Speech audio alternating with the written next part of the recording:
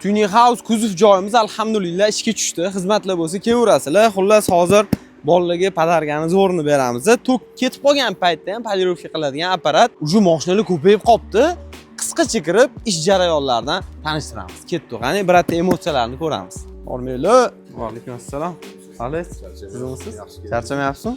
Alhamdulillah. Mana sizga hadya, okey. Joningiz sog' bo'lsin. Pit kompaniyasidan. Zo'r kompaniya. Ha, xudo xolasa. kompaniya. Ha, maza qilib ishlatasiz, okey. Kompressorlarni ham bor ekan, kattasini olamiz, xudo xolasa. Xo'p, bu ani kunni olib qo'ygan 211imiz old orqa bamperni bo'yash kerak edi. Mana bu joylar qirilib ketgan ekan. Buni ham bo'yattirishga sirasi tashab ketdilar. Ha, mashina ahvoli og'ir, okey. U nima qilyapti?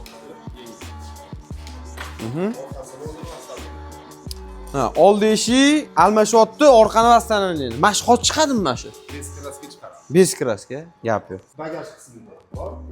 Bagajimizda guruhi bunga kraska qilamiz. Bagaj qismi kraska qilinadi. O'zini holatini chiqaramiz. Zo'r. Okey, remontli zo'r bo'pti. Pardalar ayniqsa juda chiroyli bo'pti. Ha, bu yoqda xullas besdagi ham 20 yillik asha Kastapraf ustali, любой mashina, inomarka, pinomarka, любой mashina olib kelasizlar, xudo xolasa, Alloh qodir qilgancha chiroyli qilib ishlarni bitkazib beramiz. Xudo xolasa xizmatlar bo'yicha pastda nomer turibdi, bemalol telefon qilib kelaveringlar. Lokatsiya shundoq xotam bo'lgani orqa tarafda Tuning House Saka filialimizning shundoq yonida joylashgan. Ani melichopka ishlarni ham qilib beraveramiz. Bamper, o't betlari qirilib qolgan bo'lsa ham, kosmetik ishlarni ham dodda qilib, xudo xolasa qilib beramiz. Salomat bo'ling.